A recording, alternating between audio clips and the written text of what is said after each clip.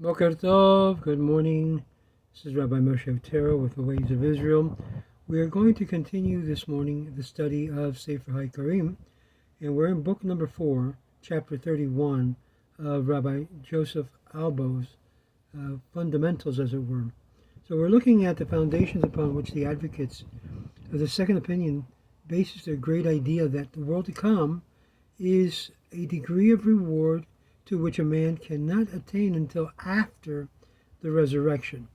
And there's a passage in the Mishnah that says, "These have no share in the world to come." He who says that the resurrection of the dead is not referred to in the Torah, the Gemara commenting upon this statement says, he denies the resurrection of the dead, and therefore he will have no share therein. From this passage, they infer that the world to come, which is the main reward referred to in the statements of our rabbis, that all Israel have a share in the world to come, a halak le'olam haba. It comes after the resurrection of the dead, and only to those who deserve the resurrection. But the difference, or the inference, is invalid, for we may say that the expression resurrection in this place denotes the reward of the soul and its life in the world of souls, which comes right after death, and thus they call it resurrection of the dead in opposition to the Sadducees and the Samaritans, who denied the immortality of the soul and said that the soul dies with the body. This follows also from the language of the Gemara, that in the place Rabbi Eliezer, the son of Rabbi Jose, said, I showed the Kuthians that their books are corrupt, and they say that the resurrection is not mentioned in the Torah.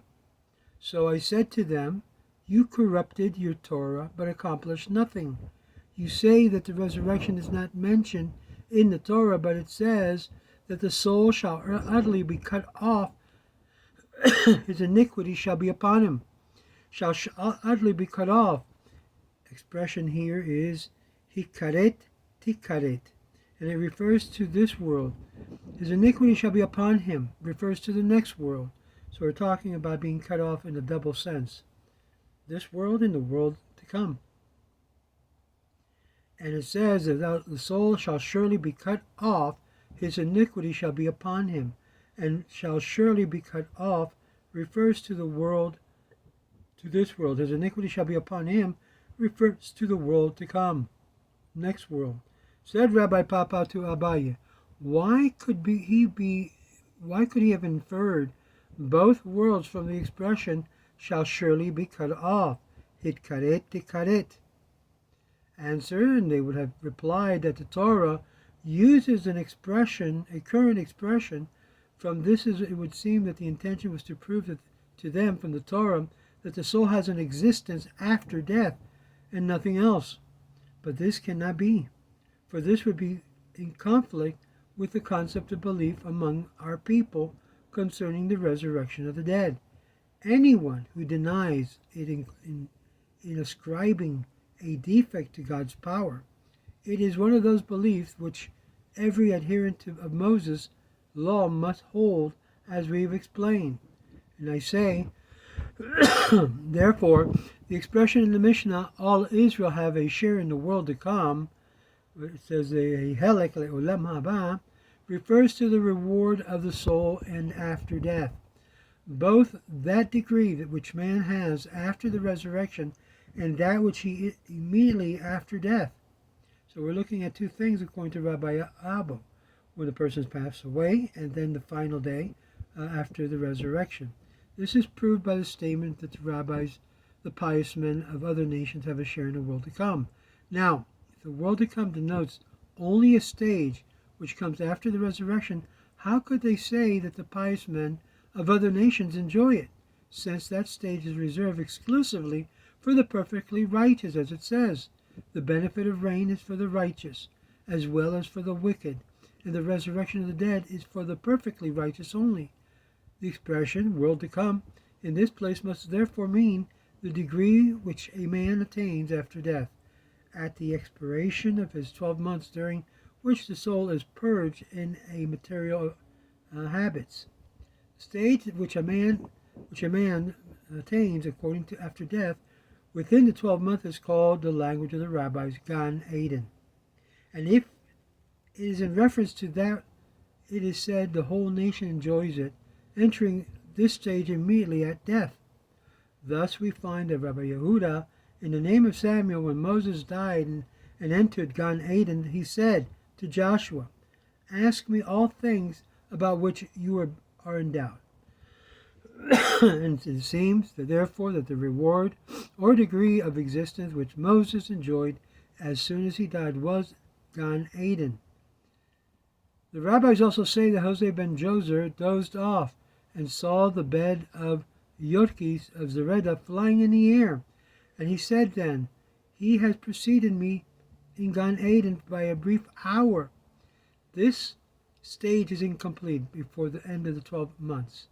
12 months, one rises to one of the stages of the world to come, which is a degree of perfection of glory. This, we are told, the souls of the righteous are hidden beneath the throne of glory. As it says, "The soul of my Lord shall be bound in the bundle of life with the Lord thy God," as we find. The inside, therefore, being inlaid with love from the daughters of Jerusalem, and these are the souls of the righteous which are with him in the heaven.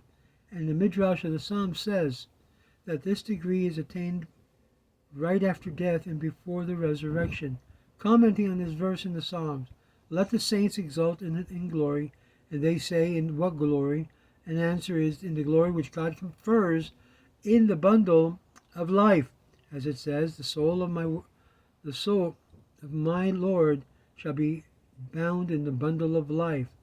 And it also says in the treatise of Agiga and Arabot is a place in which are the righteous and judgment treasures of life, and treasures of peace, and treasures of blessings in the souls of the righteous.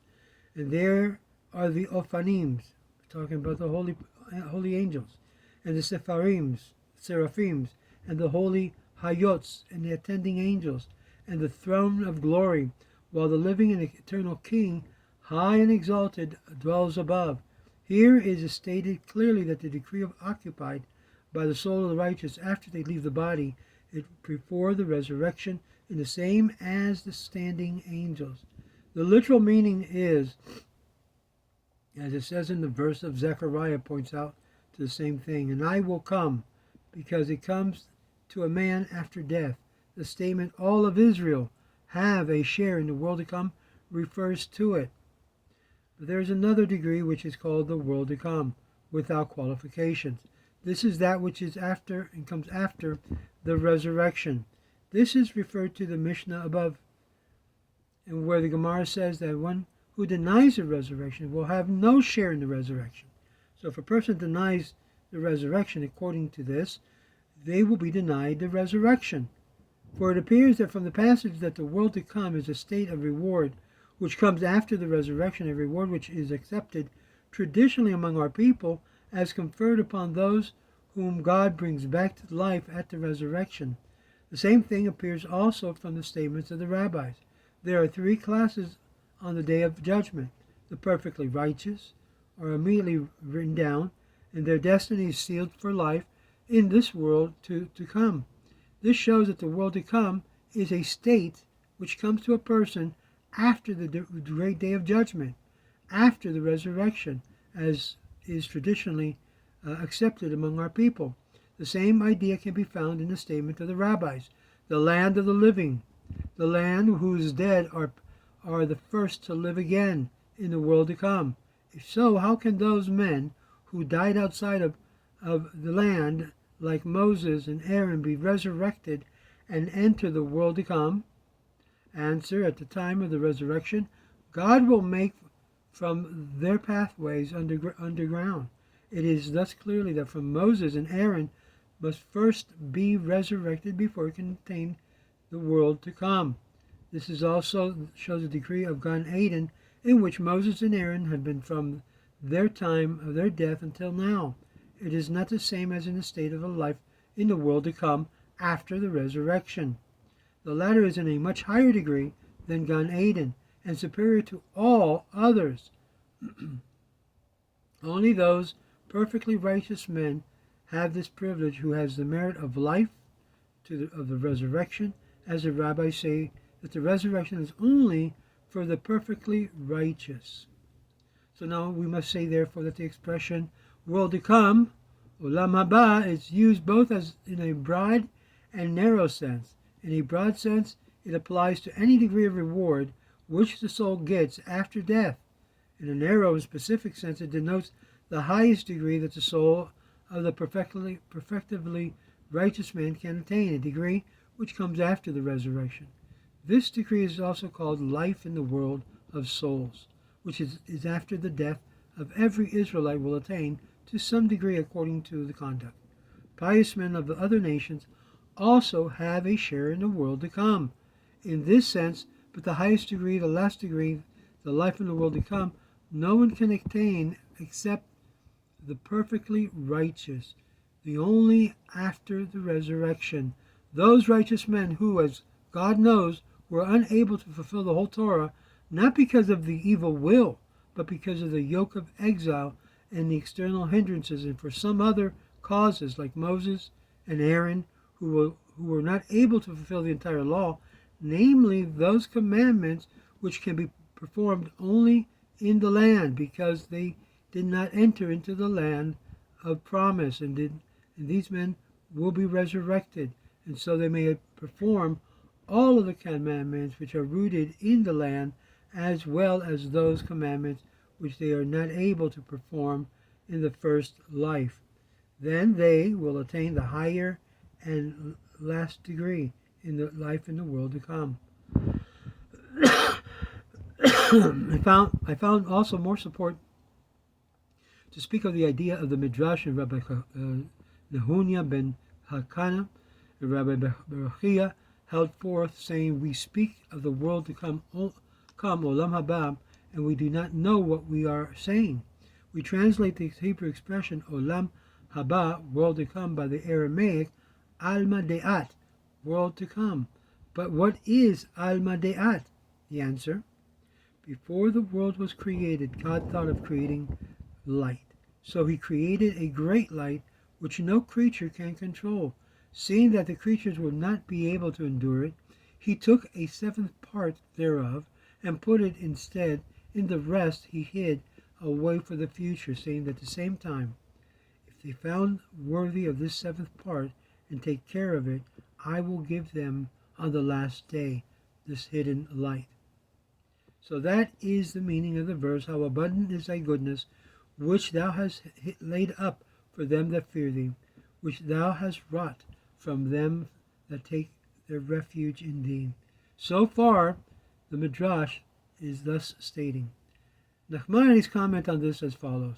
Olam haba means that the world that has already come. He mentions in the Aramaic expression used by our rabbis, alma de'at, which means the world that is about to come. Then this explains that this world comes is light, the light which God intended it, and did create before this world to indicate that there is a last attainment which man can rise.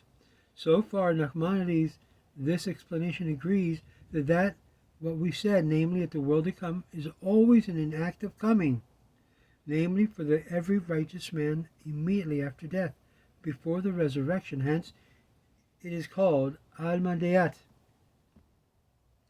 Then there is this ultimate decree to which man rises, which is called olam haba. It appears, therefore, that there are 4 different periods of reward. 1, the world. 2, the world to come after death, either before the resurrection or after the resurrection. 3, the days of Messiah. 4, the resurrection. These rewards are all different from each other. Some are fortunate enough to receive the reward in all 4 periods, namely the perfectly righteous. Some are rewarded in the world only, in this world only. The wicked, who are paid for the few good deeds they have to their credit in this world, so that they may be punished in the next. Then there are good men who have not the privilege of receiving the reward in this world. They enjoy life in this world to come after death, but not the resurrection. And there are some who have the privilege of the resurrection also, and some that who are to merit the days of Messiah also. The four different expressions of reward which occurs in the Yozer prayer of Shabbat probably refers to the four different kinds of rewards which we have just mentioned. These expressions are, there is none to compare with thee, there is none besides thee, no other save thee, who is like unto thee. And the explanation of these various expressions as referring to the four different periods and kinds of reward follows in the immediate sequel. This is none to be compared with thee, O Lord, our Lord, in this world, and there is none besides thee, our King, in this life, our world to come. There are those who are in two general periods of reward. Then he speaks of the best rewards in this world, which was mentioned, and there is no other save thee, our Redeemer, in the days of Messiah. And then comes the best reward in the world to come after death and the time of the resurrection. And there will be none like thee, our Savior, at the resurrection of the dead. The world to come is mentioned right after this world because it comes right after the death of everyone, before the days of Messiah and before the resurrection. And this is in agreement with the words of Maimonides. For according to Nachmanides, Gan Eden should have been mentioned after the world. Because of that, it is in a state which comes after the world, not life in the world to come, which is the last stage. According to him, since the Gan Eden is not mentioned at all, it seems that the term world to come includes all stages which comes after death. But he speaks of life in the world to come because it is the best of all. And so concludes Rabbi Albo this concept of resurrection in the world to come in chapter 31 of his book number 4. So now we see a deeper insight as to the meaning of Olam Haba, and Israel all have a share in Helek LeOlam Haba. Shalom, shalom, as we continue forward in the next chapter, chapter 32.